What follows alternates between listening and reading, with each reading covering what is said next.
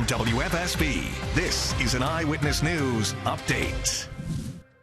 Hi, everyone. I'm Kara Sundlin. Here are some of the top stories we are following for you on your Wednesday. A man is in the hospital after an early morning fire in Torrington. Crews got to the home on Cedar Lane after 3 a.m. Firefighters saw flames coming out of the first and second floor windows and say that a man escaped from the home with a dog and then had to be airlifted for treatment.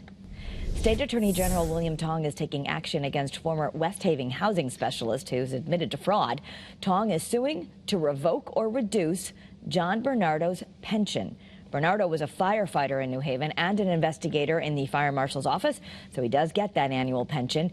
He pled guilty to federal charges for helping former West Haven City Council member Michael DeMasso steal more than $600,000 in West Haven's COVID relief funds. And Bernardo reportedly got some of that money for personal use. He is set to be sentenced later on this month. Child care providers are sounding the alarm on what they're calling an industry-wide crisis.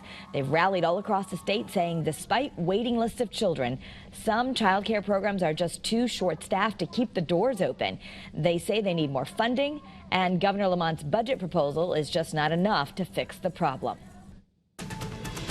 A bit breezy overnight tonight, but otherwise generally quiet and clear. We begin the day on Thursday, still sandwiched between low pressure to our east and high pressure to the west, reinforcing those northerly winds. But by Friday, the breeze will be less of an issue for us here in Connecticut. Instead, we track this area of low pressure that moves up through the Midwest toward the Great Lakes and transfers its energy offshore. By Saturday morning, we watch a secondary low develop, and this has been the storm that we've been trying to figure out the forecast for all week. And the most recent trends are to keep some showers around late Friday night into early Saturday, but now both the American and European models showing us drying out as the day goes on Saturday. Still could be chilly and breezy, cloudy too, but likely not going to see quite as much as far as active weather goes on Saturday, which is great news for anybody who has plans for the parades. Next several days, typical March weather, bright, breezy, highs in the 40s, lows in the 20s. Saturday night into Sunday, we also will spring forward. We set the clocks forward an hour, and then we could be tracking another possibly wintry storm by Monday of next week.